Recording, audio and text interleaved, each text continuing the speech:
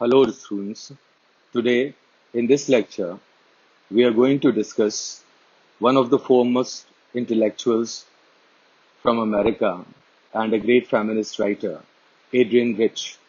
In this lecture, I will try to introduce her works and the kind of critical reception she has received over the years.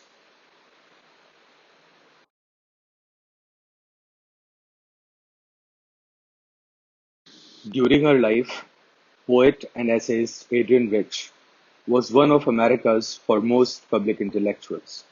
Widely read and hugely influential, Rich's career spans 7 decades and has hewed closely to the story of post-war American poetry itself.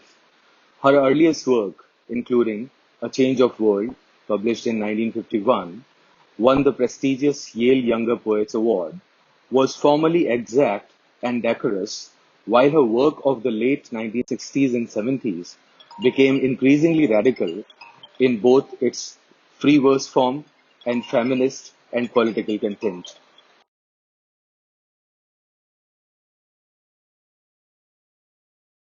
Here we can see that she began her career as any young poet would do, like in the context of her book, first book, A Change of World, in which she was very exact and very decorous in the sense that, following the meter forms and everything else, which any poet who is beginning her career would take care of.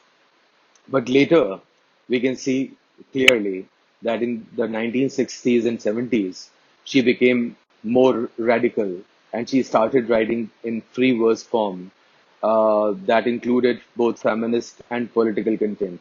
It's really very important because you can understand that there is a major kind of shift from writing simple forms of poetry towards writing poetry which was feminist in its concerns and had very direct political content also.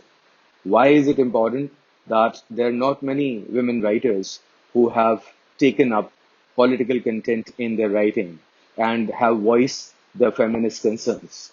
So we can directly see that there was a growth in her orientation as she progressed in her career.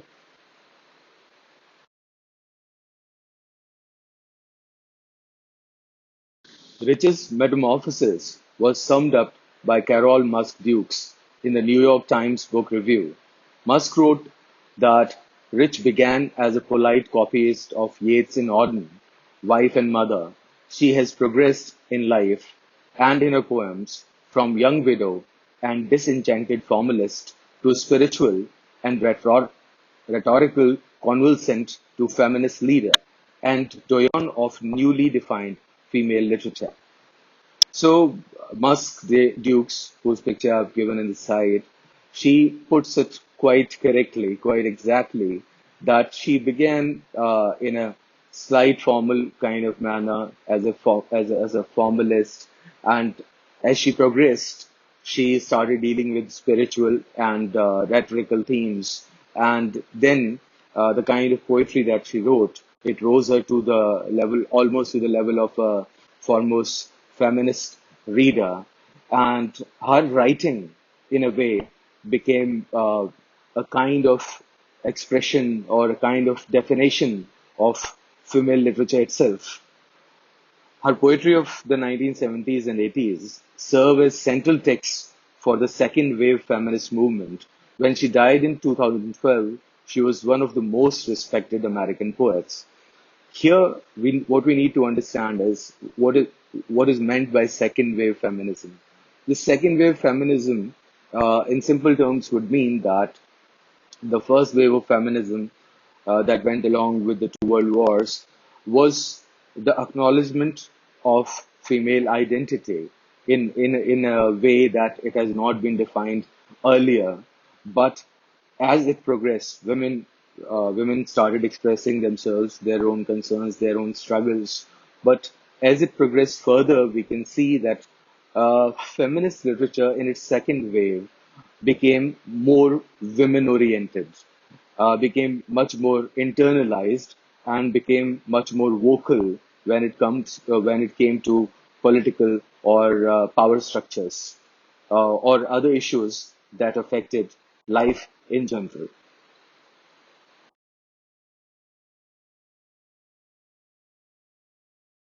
Beginning with Snapshots of a Daughter-in-Law, Poems 1954-1962, that was published in 1963. Rich's work has explored issues of identity, sexuality, and politics. Her formerly ambitious poetics have reflected her continued search for social justice, her role in the anti-war movement, and her radical feminism, using the cadences of everyday speech, enjambment, and irregular lines and stanza lengths. Rich's open forms have sought to include ostensibly non-poetic language into poetry. Now, here we see that how Rich gradually transformed, as we have, one critic has used the term that it was almost a metamorphosis, how she gradually transformed herself into a writer who dealt directly with the issues of women's identity, their sexuality, and politics. Remember, this was a time when female sexuality and women talking about politics was almost considered to be a taboo. So she broke the norm. We can call her an iconoclastic in her own way. And she spoke of social justice. Now, she was a participant in the anti-war movement also, and her kind of feminism has been termed as radical feminism. Now, what do we understand by radical feminism? Radical feminism would mean that she would go to the extreme of not only deliberately changing the content, the accepted norms of content, but she also experimented with the form of poetry. Like here we see she used irregular lines, enjambments, and stanza lengths, and therefore she took words, expressions from day-to-day speech, and she converted what was considered to be non-poetic into the language of poetry.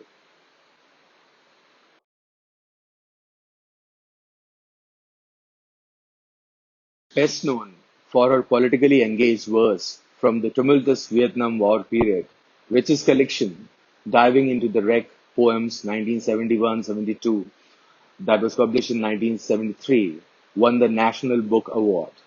Now, here we need to see very clearly that Rich was directly dealing with a much sensitive political issue.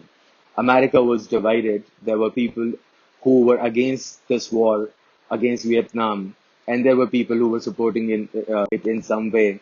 And there has been a whole load of literature that has been written about what America did in Vietnam, and many of the veterans they regretted the fact that this war ever took place.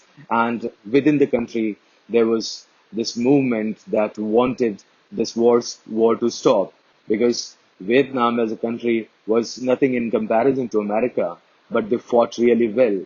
And America really, in a way, we may say that they shamed themselves by participating into this full-fledged war with Vietnam, and the amount of and the number of people that were killed on both the sides, that was really outrageous. So, Rich, one might not have expected that a woman writer would come and address such an issue, but she did. Like there were other artists who have addressed this issue, and then there have been multiple books, songs, even this popular song, "Don't Kill the Yellow Man." So here we can see that at this point of her career, she got engaged directly into the political issues that mattered to American lives.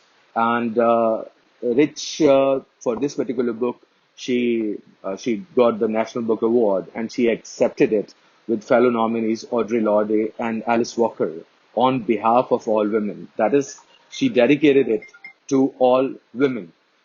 Now, Rich has also produced a number of essays. Her essay collections include A Human Eye, Essays on Art in Society, that was published in 2009, also secured her a place as one of America's preeminent feminist thinkers.